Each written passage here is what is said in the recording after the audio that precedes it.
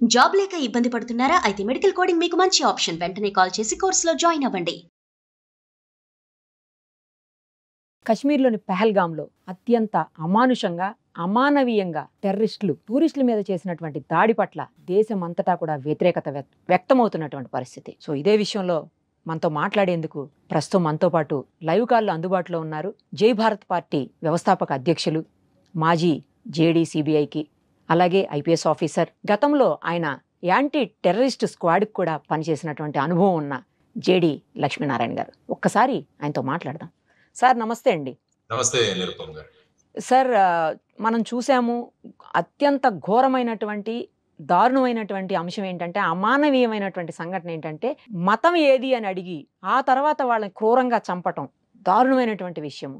ఇలా అయితే మొత్తం అసలు ఎక్కడెక్కడైతే కశ్మీర్లో ఉన్నటువంటి టూరిజం ప్లేసెస్ ఉన్నాయో వాటికి వెళ్ళడానికి కూడా అందరూ భయపడే పరిస్థితి. ఇప్పటికే సింధు నదికి సంబంధించిన కూడా క్లోజ్ చేశారు. ఆ ఒప్పందాన్ని కూడా కొంతకాలం పాటు తాత్కాలికంగా నిలిపేసినటువంటి పరిస్థితి. అక్కడి నుంచి మన దగ్గరకు వచ్చే దారులన్నీ కూడా మూసేస్తున్నామని చెప్పారు.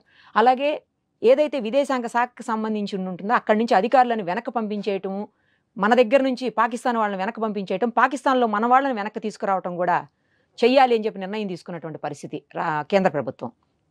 సేమ్ టైం సార్, మొత్తం దేశవ్యాప్తంగా కూడా పగ తీర్చుకోవాలి, కక్ష సాధించాలి వాళ్ళ మీద అనేటువంటి ఒక యుద్ధ వాతావరణం టైప్లో ప్రస్తుతం నెలకొన్నటువంటి దుస్థితి ఉంది. ఎందుకు సార్ ఈ దాడులు ఆగవా?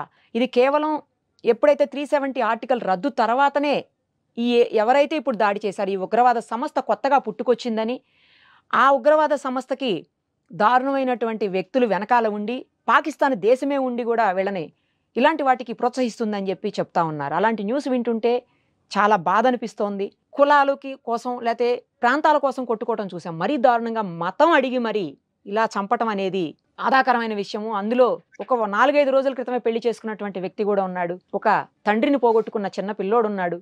ఇలా పదుల సంఖ్యలో కుటుంబాలు నానా బాధపడుతున్నటువంటి పరిస్థితి. ఎలా సార్ అసలు యాంటీ టెర్రరిస్ట్ స్క్వాడ్కి ఒక చాలా కాలం పాటు మీరు పనిచేశారు. ఎలా అసలు ఇలా చెయ్యాలి అన్న ఆలోచన వాళ్ళు పైగా జవానుల రూపంలో వచ్చారని చెప్తున్నారు. అసలు అత్యంత హై అలర్ట్ ఉండేటువంటి ఏరియా అది, చాలా సెక్యూరిటీ ఉంటుంది. అలాంటి ప్లేస్లో ఇలా ఎలా జరిగింది? వీటిని ఎలా ఆపగలుగుతాం సార్ అసలు? పహల్గాంలో జరిగిన సంఘటన అత్యంత అమానవీయమైన ఘటన. అది అందరం కూడా ఖండించాలి. అంటే మానవ జాతే సిగ్గుతో తల వంచుకోవాల్సిన ఒక సంఘటన. సో అటువంటి సంఘటన వెనకాల ఏం జరిగింది, ఆ తర్వాత దాని వెనకాల ఉన్న పాకిస్తాన్ ఈ విధమైన చర్యలు తీసుకోవడానికి కారణం ఏంటన్న దాని గురించి మనం ఆలోచించాలి. ఏమైందంటే పాకిస్తాన్ యొక్క పరిస్థితి చాలా అధ్వానంగా ఉంది ఇప్పుడు మీరు చూస్తే. ఎందుకంటే ఇంతకు ముందు ఆఫ్ఘనిస్తాన్ లో అమెరికా వాళ్ళు ఉండేవాళ్ళు. ఆఫ్ఘనిస్తాన్ దేశాన్ని అక్కడ అమెరికన్ వాళ్ళ సైన్యాలను పెట్టి అక్కడ పరిరక్షించుకుంటూ వచ్చింది. కానీ ఆ సమయంలో ఏమైందంటే అమెరికా పాకిస్తాన్ మీద ఆధారపడి ఉండేది. అందువల్ల పాకిస్తాన్ కి అమెరికా యొక్క సపోర్ట్ ఉండేది. కానీ 2021వ సంవత్సరంలో అమెరికా కాబూల్ నుంచి అంటే ఆఫ్ఘనిస్తాన్ నుంచి వెనక్కి వెళ్ళిపోయారు. దానివల్ల ఏమైందంటే పాకిస్తాన్ యొక్క సహాయం కానీ పాకిస్తాన్ యొక్క ఆధారం కానీ అమెరికాకు అవసరం లేకుండా పోయింది. దానివల్ల ఏమైందంటే అమెరికాతో మన సత్సంబంధాలు పోయాయా అన్నది ఒకటి. రెండవది, పాకిస్తాన్ లో ఉన్న ఆర్థిక పరిస్థితి అత్యంత అధ్వానంగా ఉంది. కానీ ఇంతకు పూర్వం చూసుకుంటే మీరు చాలా సార్లు వారి ఆర్థిక పరిస్థితిని చక్కదిద్దడానికి అమెరికా అనేక వేళ వాళ్ళకి సహాయం చేసింది. కానీ ఈ కాలంలో పాకిస్తాన్కి ఎటువంటి సహాయం చేయడానికి అమెరికా అంగీకరించడం లేదు. అది నెంబర్ 1 ఫ్యాక్టర్. అంటే ఒకటి, అమెరికాతో ఉన్న సత్సంబంధాలు. ఆ తర్వాత నెంబర్ 2, వాళ్ళ ఆర్థిక పరిస్థితి కూడా అత్యంత ఘోరంగా ఉంది. ఆ తర్వాత ఏంటంటే మన గల్ఫ్ స్టేట్స్ ఏవైతే ఉన్నాయో, అంటే సౌదీ కానీ ఈ స్టేట్స్ ఏవైతే ఉన్నాయో వారు కూడా అప్పుడప్పుడు పాకిస్తాన్కి సహాయం చేస్తుండేవారు వాళ్ళ ఆర్థిక పరిస్థితిని చూసి. కానీ ఆ స్టేట్స్ లోనే వాళ్ళ పరిస్థితి కూడా అంత గొప్పగా లేకపోవడం వల్ల ఇంతకు ముందు వాళ్ళు కూడా పాకిస్తాన్కి అప్పుడప్పుడు సహాయం చేసేవాళ్ళు. కాబట్టి వాళ్ళు కూడా ఆ ప్రయత్నాన్ని విరమించుకున్నారు. ఆ తర్వాత చైనా ముఖ్యంగా పాకిస్తాన్కి సపోర్ట్ చేస్తుందని మనం అనుకున్నాం. కానీ చైనా ఏదైతే అత్యంత ప్రతిష్టాకరంగా మొదలుపెట్టిన బెల్ట్ అండ్ రోడ్ ఇనిషియేటివ్ అన్నది ఒకటి ఉన్నది. అందులో చాలా అంశాలు పాకిస్తాన్ లో వెళుతున్నాయి, కానీ చాలా ప్రాజెక్టులు పాకిస్తాన్ లో నిలిచిపోయి ఉన్నాయి. ఈ 3 కారణాలు మనం చూసుకుంటే పాకిస్తాను ఎక్కడా కూడా ప్రపంచ పటంలో వారి యొక్క ప్రాధాన్యతను ఎక్కడా కూడా ప్రకటించుకోలేకపోతోంది. ఆ తర్వాత మీరు చూసుకుంటే పాకిస్తాన్‌లో ఉన్న అనిశ్చితి ఎప్పుడు కూడా రాజకీయంగా చూసుకుంటే ఎప్పుడు కూడా ఈ విధమైన అనిశ్చిత అక్కడ ఉంటుంది. ఆ తర్వాత అక్కడున్న అవినీతి. తర్వాతొచ్చేసి గవర్నెన్స్ సరిగా లేకపోవడం. సో, ఈ విధంగా ఏవైతే పాకిస్తాన్ వాళ్ళు మేము అది చేస్తాము, ఇది చేస్తామని చెప్పారో అవన్నీ కూడా చేయలేకపోతున్నారు. సో, ఈ విధమైన పరిస్థితి చూసుకుంటే, తర్వాత ఈ మధ్యలో చైనీస్ ఇంజినీర్స్, ప్రాజెక్ట్ సూపర్వైజర్లు అన్న వాళ్ళు బలూచ్‌లో ఉన్న టెర్రరిస్టులు చంపేశారు. ఒక ఘటన జరిగింది మీరు వినుంటారు. సో, ఈ విధంగా చూసుకుంటే అంతర్జాతీయ రంగంలో కూడా పాకిస్తాన్ అన్నది ఒక ఫేవరబుల్ నేషన్ గా కాదు, అది టెర్రరిజం ను ప్రోత్సహిస్తుందని అక్కడ ప్రధానంగా చెప్పబడుతుంది. సో ఆ తర్వాత వచ్చేసి ఏదైతే తాలిబాన్ రెజీమ్ ఇప్పుడు ఉందో కాబూల్లో, వారు కూడా పెద్ద పాకిస్తాన్ తో అంత గొప్పగా సన్నిహితంగా లేరు. సో ఈ విధమైన పరిస్థితులలో పాకిస్తాన్ ఏమి చెయ్యాలి అన్న స్థితి లేకుండా, ఆ విధంగా ఏదో ఒకటి మన ఉనికిని తెలియజేయాలి అన్నది ఒక సైడ్ తీసుకుంటే, భారతదేశం బ్రహ్మాండంగా ముందుకు వెళుతుంది. అంటే ఇంతకు ముందు ఎప్పుడు కూడా పాకిస్తాన్ కశ్మీర్ గురించి ఏదైనా మనం తలపెడితే దానికి అడ్డుపడేది. కానీ ప్రస్తుతం ఉన్న ప్రభుత్వం మీరు ఇంతకు ముందు అన్నట్టు ఆగస్టు 5వ తారీఖు 2019 మనం ఆర్టికల్ 370 అన్న దాన్ని తీసేసాం. అబ్లిగేషన్ ఆఫ్ ఆర్టికల్ 370 అంటాం. ఆ తర్వాత కశ్మీర్ కు స్పెషల్ స్టేటస్ తీసేసి దానిలో 2 యూనియన్ టెరిటరీగా చేసి, అంటే పాకిస్తాన్ ఏ మాత్రం కూడా ప్రభావం దీని మీద చూపలేకపోయింది. మన ప్రభుత్వం బ్రహ్మాండంగా ముందుకు వెళుతుంది. అది వాళ్ళకు ఒక పెద్ద చెంపపెట్టు. ఆ తర్వాత చూస్తే మనం ఎన్నికలు కూడా చక్కగా నిర్వహించారు. అక్కడ ప్రజా ప్రభుత్వం కూడా ఏర్పడింది. సో ఈ విధమైన పరిస్థితిలో ఒకవైపు జేడి వ్యాన్స్ మన అమెరికా యొక్క వైస్ ప్రెసిడెంట్ భారతదేశ పర్యటన సందర్భంగా, సాధారణంగా ఏమవుతుందంటే అక్కడ కూడా పర్యటనలు జరుగుతుండేవి ఇంతకు ముందు. కానీ జేడి వ్యాన్స్ పర్యటనలో ఎక్కడా కూడా పాకిస్తాన్ లో వెళ్లే ప్రసక్తే లేదు అన్నది ఆయన టూర్ ఐటినరీలో వచ్చింది. సో ఇటువంటి పరిస్థితిలో మనం ఏం చేయాలి అన్నది, తరువాత మన గల్ఫ్ దేశాలతో మన సంబంధాలు కూడా చక్కగా పెరుగుతున్నాయి. ముఖ్యంగా నరేంద్ర మోడీ గారు ఎప్పుడైతే సౌదీ అరేబియాలో ఉన్నారో, ఇంతకు ముందు అదే దేశం పాకిస్తాన్‌కి భారతదేశంతో జరిగిన యుద్ధాలతో, ముఖ్యంగా 1971లో జరిగిన యుద్ధంలో సౌదీ వారు పాకిస్తాన్‌కు సహాయం చేశారు. కానీ ఆ దేశంతో భారతదేశం సత్సంబంధాలు పెంచుకుంటోందన్నది వాళ్లకు వచ్చింది. కాబట్టి వీటన్నిటినీ కూడా చూసుకొని ఫైనల్ గా మా ఉనికిని తెలియజేయాలి అన్న ఉద్దేశంతో ఇటువంటి చర్యను చేపట్టారు. ముఖ్యంగా అక్కడ ఉన్న టెర్రరిస్ట్ ఆర్గనైజేషన్స్. ఇంతకు ముందు లష్కర్ ఇ తైబా అనే ఆర్గనైజేషన్ ఉండేది. ఆ ఆర్గనైజేషన్ యొక్క న్యూ అవుట్ఫిట్ వచ్చేసి ది రెసిస్టెన్స్ ఫోరం, TRF అని. వారు మళ్ళా వాళ్ళ ఉనికిని తెలియజేసుకోవడానికి ఈ విధమైన అటాక్ అన్నది, ఎందుకంటే టూరిస్టు విపరీతంగా పెరుగుతున్నారు. మీరు ఒకసారి జమ్మూ అండ్ కాశ్మీర్ లో జరుగుతున్న ఇన్వెస్ట్మెంట్లు చూసినా కూడా చాలా గొప్పగా జరుగుతున్నాయి. మీరు 2023-24 చూస్తే సుమారుగా ఐ థింక్ 3,200 కోట్ల దాకా అక్కడ ఇన్వెస్ట్మెంట్ పెట్టడం జరిగింది. ఆ తర్వాత టూరిస్టుల సంఖ్య కూడా పెరిగింది. తర్వాత పర్ క్యాపిటా ఇన్కమ్ కూడా పెరిగింది జమ్మూ అండ్ కాశ్మీర్ వారి. సో ఈ విధమైన పరిస్థితులలో మరి ఏం చేయాలి? అవుట్ ఆఫ్ డెస్పరేషన్ ఆ విధంగా వాళ్ళు ఈ విధంగా చేసిన చర్య అని నేను అంటాను నిరుపమ్ గారు. సార్, అంటే ఇప్పుడు మాకేం సంబంధం లేదని ఏదో కల్లబుల్లి మాటలు చెప్తుంది, కానీ పాకిస్తాన్ దీని వెనక ఖచ్చితంగా 1000% పాకిస్తానే ఉందనేది నిర్వివాదాంశం సార్. ఇప్పుడు ఏదైతే సంఘటన జరిగిందో, ఇంత పెద్ద ఘటన ఈ మధ్యకాలంలో జరగలేదు అని చెప్తా ఉన్నాను. మీరు యాంటీ టెర్రరిస్ట్ స్క్వాడ్కి కూడా అంతకుముందు గతంలో పనిచేస్తున్నారు కాబట్టి ఆ అనుభవంతో చెప్పండి సార్. ఇలా అంటే హై సెక్యూరిటీ ఉన్న దగ్గర కూడా ఇలా ఎలా చేయగలిగారు అనేది ఇప్పుడు పెద్ద క్వశ్చన్ మార్క్ లాగా కనిపిస్తోంది. అంటే మీరు అన్నట్టు పాకిస్తాన్ మాకేం సంబంధం లేదు అని మాట్లాడుతున్నారు. యాక్చువల్ గా మీరు ఏప్రిల్ 15న ఆ పాకిస్తాన్ యొక్క army chief general Asim Munir అన్న ఆయన మాట్లాడాడు. ఎక్కడ?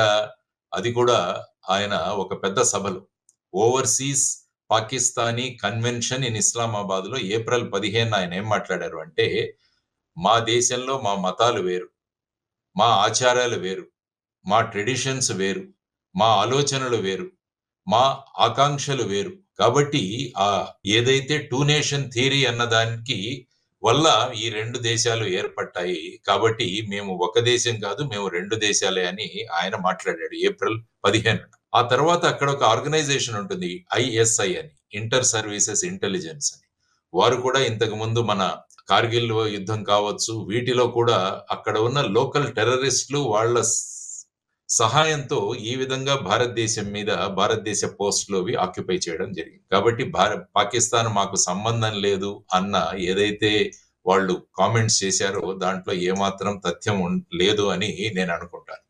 సో ఆ విధంగా చూసుకుంటే ఈ మునీర్ అనే ఆయన మళ్ళా ఒకసారి కాశ్మీర్ దీని గురించి మాట్లాడారు. ఆ తర్వాత దాన్ని ఇచ్చి ఇది మాది మాకొక ముఖ్యమైన నాడి, జుగులర్ వెయిన్ అంటారు, అది మాకు కశ్మీర్ అన్నది మాకు విధంగా అని మనం అంటాం. సో ఈ విధంగా మనం వారు చెబుతున్నప్పుడు మనం ఖచ్చితంగా చెప్పాం, సత్సంబంధాలు పెట్టుకుంటారా పెట్టుకోండి. అందుకనే ఎప్పుడు కూడా అంటుంటాం, ఆప్ ఖీర్ మాంగే తో హమ్ ఖీర్ దేంగే, కశ్మీర్ మాంగే తో హమ్ చీర్ దేంగే అన్నది మన ఆర్మీ యొక్క ముఖ్యమైన నినాదం. మీరు మమ్మల్ని పాయసం అడగండి, మేము మీతో పాటు వస్తాం. అటల్ బిహారీ వాజ్పేయి గారు కూడా అప్పుడు నమ్మి వారు అప్పుడు నవాజ్ షరీఫ్ తో అక్కడ మన బస్సు యాత్ర ఇవన్నీ కూడా జరిగాయి. ఆ తర్వాత వాళ్ళు దానికి పర్యవసనంగా కార్గిల్లో వాళ్ళ ప్రభావం చూపించారు. అందుకనే మీరు మాతో సఖ్యంగా ఉండాలంటే మేము ఉంటాం, కానీ మీరు కశ్మీర్ను గనక అడిగితే ఆమె చీర్ దేంగే అంటారు. సో ఈ విధమైన పరిస్థితులు ఉన్నాయి. కాబట్టి ఈ పరిస్థితులు మెరుగవ్వాలని భారతదేశం నుంచి ప్రయత్నం జరుగుతున్నా కూడా ఎలాగైనా భారతదేశాన్ని ఈ విధంగా ప్రభావితం చూపించాలి. వాళ్ళు డైరెక్ట్ గా యుద్ధంలో మనతో యుద్ధం చేయలేరు. అందుకనే వాళ్ళు ఈ ప్రాక్సీ వార్ అన్నది మొదలు పెట్టారనమాట. అంటే అప్రత్యక్ష యుద్ధం. అందులో ముఖ్యంగా ఈ టెర్రరిజాన్ని ప్రోత్సహించడం, తరువాత నార్కోటిక్స్, మన దేశానికి మన యువతరాన్ని నిర్వీర్యం చేయడానికి నార్కోటిక్స్ పంపించడము, ఆ తర్వాత భారతదేశంలో ఫేక్ కరెన్సీ పంపించడం. ఈ విధంగా అప్రత్యక్ష యుద్ధం అన్నది పాకిస్తాన్ మన దేశంతో చేస్తూనే ఉంది. యాక్చువల్గా ఈ రోజు మీరు పేపర్ చూస్తే నేషనల్ ఇన్వెస్టిగేటింగ్ ఏజెన్సీ ఎన్ఐఏ అన్న సంస్థ గుజరాత్ లో ముంద్రా పోర్ట్ లో పట్టుబడ్డ సుమారుగా 21 టన్నుల నార్కోటిక్స్ ఏదైతే ఉందో దానికి మూలం పాకిస్తానే. భారతదేశానికి వీటిని సప్లై చేసి నార్కో టెర్రరిజాన్ని ప్రమోట్ చేయడానికి ఆ ఫండ్స్ ని తీసుకురావడానికి పాకిస్తాన్ ప్రయత్నం చేస్తోందని ఎన్ఐఏ కూడా కోర్టులో వాదించింది. సో ఇటువంటి పరిస్థితులలో ఈ సంఘటన జరగడం అన్నది దీనన్నిటికీ మూల కారణం ఖచ్చితంగా పాకిస్తాన్ ప్రభుత్వం యొక్క ప్రమేయం, అక్కడ ఉన్న ఐఎస్ఐ ఏజెన్సీలు, ఆ తర్వాత అక్కడ ఉన్న టెర్రరిస్ట్ సంస్థలు, వీటన్నిటి యొక్క ప్రోద్బలం వల్ల నిన్న మన పహల్గాంలో జరిగిన ఘటనకు ప్రధానమైన కారణం అని మనం చెప్పుకోవచ్చు. యాక్చువల్ గా మీరు చూసుకుంటే యాంటీ టెర్రరిజం స్క్వాడ్ లో మేము పనిచేస్తున్నప్పుడు కూడా ఒక మాడ్యూల్ ఒకటి బ్రేక్ చేశాం. సుమారుగా 16 AK-47లు, 3200 AK-47 అమ్యునిషన్లు, RDX, గ్రెనేడ్స్, వీటిలన్నింటినీ పట్టుకోవడం జరిగింది. దాని వెనకాల ఉన్న 25 మంది గ్యాంగ్ ను కూడా పట్టుకొని వాళ్ళందరికీ కూడా యావజ్జీవ కారాగార శిక్ష విధించింది మహారాష్ట్రలో. ఇప్పుడు వాళ్ళంతా కూడా జైల్లో ఉన్నారు. వాళ్ళను ఇంట్రాగేట్ చేస్తున్నప్పుడు ఏంటంటే ఇక్కడ ఉన్న వాళ్ళను తీసుకువెళ్లి కశ్మీర్ లో వాళ్ళకు ట్రైనింగ్ ఇచ్చి వాళ్ళని మళ్ళా భారతదేశంలో ఈ విధమైన చర్యలు చేయాలని చెప్పేసి వాళ్ళు ప్రోత్సహిస్తుంటారని స్పష్టంగా తెలిసింది. సో ఇటువంటి ప్రయత్నాలు అన్నది పాకిస్తాన్ ఎప్పుడు కూడా కొనసాగిస్తూనే ఉంటుంది. కాబట్టి మనం అప్రమత్తంగా ఉండాలి. తర్వాత ముఖ్యంగా నిన్న జరిగిన సంఘటనలో మరి ఇంటెలిజెన్స్ ఫెయిల్యూర్ ఏమైనా అయిందా అన్నది కూడా మనం ఆలోచించాల్సిన అవసరం. ఎందుకంటే ఇంత మంది టూరిస్టులు అక్కడ పెరుగుతున్నప్పుడు మనం ఎప్పుడు కూడా ఈ సమస్య ముగిసిపోయింది అన్న భావన ఎప్పుడు కూడా రాకూడదు. మనం కనిపిస్తోంది అని కొంతమంది అంటున్నారు సార్. అంటే ఏమవుతుందంటే మనం డిస్పాషనేట్ గా దీని గురించి ఆలోచించాలి. అంటే ఈ విధంగా వాళ్ళు చేసిన చర్య నిందనీయం, దానికి ప్రత్యుత్తరం ఇవ్వాల్సిందే, దెర్ ఇస్ నో డౌట్. కానీ మన ఇల్లు కూడా ఒకసారి చక్కదిద్దుకోవడం చాలా అవసరం అన్నది ఇంటెలిజెన్స్ మార్ఫత్ వాళ్ళ గురించి మీరు ఆలోచిస్తే ఒక ఇంటెలిజెన్స్ ఫెయిల్యూరా ఇది, దీనికి కారణం ఏంటి, మనం కాంప్లసెంట్ గా ఉండిపోయామా అన్నది కూడా ఆలోచించాలి. ఆ తర్వాత ఏ విధంగా ఈ విషయాన్ని మనం అంతర్జాతీయంగా ఇప్పుడు చూసుకుంటే ప్రపంచంలో ఉన్న అన్ని దేశాలు దీన్ని ఖండించాయి, ఈ చర్యను అన్ని దేశాలు ఖండించాయి. కాబట్టి ఇంటర్నేషనల్ లెవెల్లో మనం పాకిస్తాన్ వాళ్ళు ఇంకా కూడా ఈ విధమైన టెర్రరిజాన్ని ప్రోత్సహిస్తున్నారన్నది మనము యునైటెడ్ నేషన్స్ కానీ మిగతా ప్లాట్ఫామ్స్ మీద మనం తీసుకువెళ్లాల్సిన అవసరం.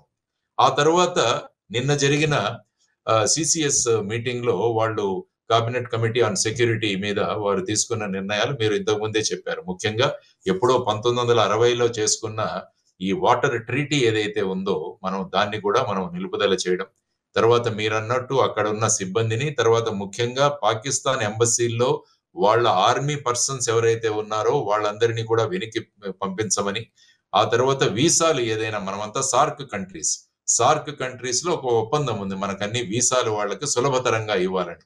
కాబట్టి ఇక పైన పాకిస్తాన్ నేషనల్ ఎవరికి కూడా ఈ వీసాలు ఇవ్వము. ఎవరికైతే ఆల్రెడీ వీసాలు ఉన్నారో వాళ్ళు 48 గంటల్లో భారతదేశాన్ని విడిచి వెళ్ళిపోవాలని కూడా నిన్న తీసుకున్న నిర్ణయం జరిగింది. కాబట్టి ఇవి మనం తీసుకున్న నిర్ణయాలు.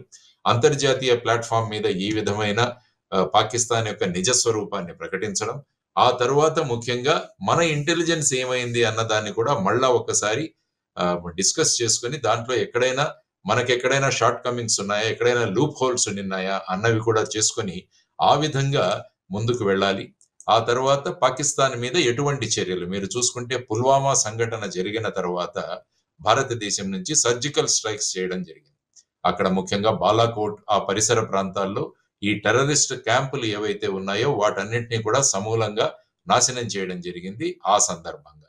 సో ఇప్పుడు ఏ విధంగా మనం మిలిటరీ చర్యలు ఏ విధంగా తీసుకోవాలన్న దాని గురించి ఆచితూచి దాని గురించి తీసుకోవాల్సిన అవసరం ఉంది. తీసుకోవాలి ఖచ్చితంగా. టెర్రరిజాన్ని ఎవరైతే ప్రోత్సహిస్తున్నారో వారి మీద ఎక్కడా వెనుకంజ. ఎలాగైతే ఇజ్రాయెల్లో మీరు చూస్తే హమాస్ వాళ్ళు ఏ విధంగా గాజా స్ట్రిప్ లో అక్కడ అల్లకల్లోను సృష్టిస్తున్నారన్న దృష్టిలో ఇజ్రాయెల్ కంటిన్యూస్ గా అక్కడ అటాక్స్ చేస్తూనే ఉంది. సో అటువంటి పరిస్థితులలో మనం ఏం చేయాలి అన్నది ఖచ్చితంగా కేంద్ర ప్రభుత్వంలో ప్రధానమంత్రి గారి అధ్యక్షతన, తర్వాత మిగతా రాజకీయ పక్షాలన్నీ కూడా దీన్ని ఖండించాయి. ఖచ్చితంగా పాకిస్తాన్ మీద చర్యలు ఉండాలి అన్నది మీరు అన్నట్టు దేశం కోరుకుంటోంది. ఎందుకంటే ఈ విధమైన సంఘటన ఇంతకు ముందు వచ్చి కాల్పులు జరిపేవాళ్ళు, కానీ ఈసారి జరిగిన సంఘటనలో ఏంటంటే మీరు అన్నట్టు మీరు ఏ మతానికి చెందిన వాళ్ళు అని ప్రత్యేకంగా అడిగి ఆ కన్ఫర్మేషన్ చేసుకొని ఆ తర్వాత వాళ్ళను చంపడం అన్నది ఇది నెక్స్ట్ లెవెల్ కి టెర్రరిజం వెళ్ళిందని మనం చెప్పుకోవాల్సిన అవసరం. సో ఈ విధంగా ప్యాంటులు కూడా తీసి చూసి చెక్ చేసి అదేనమ్మా. సో ఈ విధంగా చేయడం అన్నది చాలా నిందనీయం. సో ఈ విధంగా మన చర్యలు ఉండాలన్నది మనం అందరం కూడా అనుకోవాల్సింది. సార్ ఇప్పుడు సరిహద్దులు మూసివేశారు, రావడానికి వీలు లేకుండా చేశారు. తర్వాత కొన్ని ఒప్పందాలన్నింటినీ కూడా పక్కకు పెట్టేసేటువంటి పరిస్థితి. వీటి వల్ల ఏమన్నా యూజ్ ఉంటుందా సార్? అంటే కొంతవరకైనా అక్కడి నుంచి మనకి ఉగ్రవాదులు వచ్చే అవకాశాలు తగ్గే పరిస్థితులు ఉంటాయా? లేకపోతే ఇదేమో పెద్దగా ఉపయోగం ఉండకుండా ఇక్కడ ఏదన్నా మనం గట్టి చర్యలు తీసుకుంటే తప్పించి అలా జరగకుండా ఉండే అవకాశం ఉంటుందా సార్? మీ అనుభవంతో చెప్పండి ఒక్కసారి. అంటే ఈ చర్యలు అన్నవి మనం తీసుకోవాలి డెఫినెట్ గా. ఎందుకంటే ముఖ్యంగా 65 సంవత్సరాల పూర్వమైన ఇండస్ వాటర్ ట్రీటీ ఏదైతే ఉందో దాని వల్ల ఏమవుతుందంటే ఇక్కడ నుంచి 3 నదుల్లోంచి నీళ్లు అటు సైడ్ కు వెళ్ళాలి. అక్కడ ముఖ్యంగా భారతదేశం నుంచి 3 నదుల్లో వెళ్లే సట్లెజ్, బియాస్, రావి అన్నది మన భారతదేశానికి కేటాయించింది. అదే మీరు తీసుకుంటే ఇండస్ అంటే సింధు, జీలం అండ్ చీనాబ్ అన్నవి పాకిస్తాన్ కేటాయించింది. కాబట్టి ఈ నదులలోంచి పాకిస్తాన్కు మన దగ్గర ఉన్న నదుల్లోంచి అక్కడికి నీళ్లు వెళ్ళాలి అన్న దాన్ని మనం ఆపివేశాం. అంటే ఇక్కడ ఉన్న ఈ నదులలో ఉన్న నీళ్లకు మళ్ళా మన ఎత్తును పెంచి లేకపోతే మళ్ళా చెక్ డ్యామ్స్ లాంటివి నిర్మించి దానివల్ల ఏమవుతుందంటే పాకిస్తాన్ మళ్ళా ఆర్థికంగా, ఎందుకంటే ఈ నీళ్లు వాళ్ళకి వ్యవసాయానికి కావాలి కాబట్టి ఈ నీటిని మేము నిలిపివేస్తున్నామని వారు చెప్పడం జరిగింది. ఇది ఒక చర్య. ఆ తర్వాత మిగతా చర్యలు మీరు చెప్పారు, వాళ్ళ స్టాఫ్ ను విత్డ్రా చేయడం, వీసాలు మనం విత్డ్రా చేయడం, ఇవన్నీ కూడా దౌత్య సంబంధంగా మనం ఏం చేయగలం అన్నది చూపించడం విషయం. ఎప్పుడైనా ఏదైనా విషయం ఎలా జరిగితే ఒకటి దౌత్య సంబంధాల రూపంలో కొన్ని చర్యలు తీసుకుంటారు. తర్వాత బైలేటరల్ రిలేషన్, 2 దేశాలకు ఉన్న రిలేషన్స్, అంటే ఈ ఎంబసీ సంఖ్యను తగ్గించడం. ఇంతకు ముందే 50 చేశారు, ఇప్పుడు దాన్ని 30 దాకా తగ్గించేస్తున్నారు. సో ఈ విధంగా ఆ తర్వాత బేసిక్ గా మిలిటరీ చర్యలు ఏంటి ఉండాలి అన్నది కూడా ఒక ఆలోచన జరిగింది. దాన్ని బట్టి వాళ్ళు ఖచ్చితంగా ఒక నిర్ణయం తీసుకుంటారు. అనుభవమైన నేతృత్వం ఉంది కాబట్టి అనుభవమైన నేతృత్వంతో తర్వాత జమ్మూ అండ్ కాశ్మీర్ లో ఉన్న గవర్నమెంట్ ను కూడా కాన్ఫిడెన్స్ లోకి తీసుకోవాల్సిన అవసరం చాలా ఉంది. ఎందుకంటే అక్కడ ప్రజలు ఎన్నుకున్న ప్రభుత్వం నేషనల్ కాన్ఫరెన్స్ కాబట్టి పొలిటికల్ విభేదాలు పక్కన పెట్టేసి ఆ ప్రభుత్వాన్ని కూడా కాన్ఫిడెన్స్ లోకి తీసుకొని మనం ఏ విధంగా పరిస్థితిని అభివృద్ధి చేయవచ్చు అన్నది కూడా ఆలోచించాల్సిన అవసరం చాలా ఉంది. ఆ తర్వాత మిలిటరీ చర్యల గురించి ఐ థింక్ వారు యోగ్యమైన నిర్ణయం తీసుకుంటారని నేను అనుకుంటాను. Right sir. నిజంగానే. ఎందుకంటే యావత్ దేశం కూడా భారతీయులంతా ఎదురు చూస్తున్నటువంటి పరిస్థితి సార్. ఇక్కడైతే మతాలకి సంబంధం లేకుండా అందరూ చర్యల్ని వ్యతిరేకిస్తున్నారు. జరిగినటువంటి ఉగ్రవాద చర్యలు ఏవైతే ఉన్నాయో వాటిని. సేమ్ టైము కక్ష తీర్చుకోవాలి, ప్రతీకారం చెయ్యాల్సిందే అని చెప్పేసి చాలా నిన్నైతే చిన్న పిల్లలు మాట్లాడుతుంటే కూడా చూశాను సార్ నేను. ఏదో ఒకటి చెయ్యాలి, మోడీ తాత ఏదో ఒకటి చెయ్యాలి అని చిన్న పిల్లలు అంటుంటే పార్కులో నాకు ఆశ్చర్యం అనిపించింది. నేను ప్రత్యక్షంగా చూశాను. అంటే అందరిలో కూడా తీవ్రమైన వ్యతిరేకత వచ్చినటువంటి పరిస్థితి ఉంది సార్ ఈ ఘటనను. ఇంత పెద్ద ఘటన ఈ మధ్యకాలంలో ఎప్పుడు జరగలేదని వింటున్నాం సార్. నిజమేనా సార్? అంటే మనం జరిగిన పుల్వామా తర్వాత ఘటన సార్. తీసుకుంటే అందులో మన సిఆర్పిఎఫ్ వాళ్ళు అక్కడ డ్యూటీ రిప్లేస్మెంట్ కోసం వెళుతున్నప్పుడు ఆ సందర్భంగా జరిగిన ఇన్సిడెంట్ ఐ థింక్ ఫిబ్రవరి 14న జరిగింది అనుకుంటాను అది. ఆ రోజు పుల్వామా సంఘటన జరిగి సుమారుగా 43 మంది సిఆర్పిఎఫ్ జవాన్లు ప్రాణాలు కోల్పోవడం జరిగింది. ఆ తర్వాత జరిగాయి సర్జికల్ స్ట్రైక్స్. ఆ తర్వాత మధ్యలో వారు అక్కడి నుంచి లోపలికి రావడానికి ప్రయత్నము, తర్వాత టెర్రరిస్టులను మట్టు పెట్టడం, తర్వాత మన ఆర్మ్డ్ ఫోర్సెస్ మీద కూడా వాళ్ళు చాలా మందిని వాళ్ళు కూడా చర్యలు తీసుకున్నారు. మన వాళ్ళు కూడా వీర జవానులు చాలా మందిని వాళ్ళు ప్రాణాలు కోల్పోయారు. ఇవన్నీ కూడా జరుగుతున్నాయి ఈ సంఘటనలు. ఎందుకంటే ముఖ్యంగా ఆర్టికల్ 370 అన్నది తీసివేయడం, తర్వాత వచ్చేసి అక్కడ ప్రజాప్రభుత్వం ఏర్పాటు చేయడము, తర్వాత పాకిస్తాన్ కు ఎటువంటి స్థానము ఇవ్వకుండా, వారికి ఎటువంటి మాట్లాడేదానికి ఒక ఛాన్స్ కూడా ఇవ్వకుండా భారతదేశం ఈ విధంగా చేయడం వల్ల వాళ్ళు సైకలాజికల్ గా వాళ్ళు చాలా కుంగిపోయి ఉన్నారు. తర్వాత నేను ఇంతకు ముందు చెప్పినట్టు ఆర్థికంగా కుంగిపోయి ఉన్నారు. ఆ తర్వాత అమెరికాతోనూ మిగతా దేశాలతో ఉన్న సత్సంబంధాల మీద కూడా వాటి ప్రభావం, ముఖ్యంగా China belt and road initiative యొక్క ప్రభావం, వీటన్నిటి మీద బలూచిస్తాన్ లో జరుగుతున్న విషయాలు, వీటన్నిటినీ కలుపుకొని పాకిస్తాన్ ఒక డెస్పరేట్ స్టేట్ లో ఉందన్నమాట. అంటే ఇంకా ఏదో ఒకటి చెయ్యాలి, లేకుంటే మా ఉనికి ఇంకా ఉండదేమో అన్న భావన వాళ్ళలో వచ్చిన భయం. భయం. తర్వాత ఏప్రిల్ 15న జనరల్ మునీర్ మాట్లాడిన విషయాలు, వీటన్నిటిని అంచుకొని ఈ కొత్త టెర్రరిస్ట్ సంస్థ ఏదైతే ఉందో వాళ్ళ ఉనికిని కూడా చాటుకోవడానికి ఇవన్నీ కలిపి ఈ విధంగా జరిగిన చర్య అని నేను అనుకుంటాను. Right sir. Thank you sir. Thank you so much. Suman టీవీలో మీ పర్సనల్ అండ్ బిజినెస్ ప్రమోషన్స్ కోసం కింది నెంబర్కి కాంటాక్ట్ చేయండి.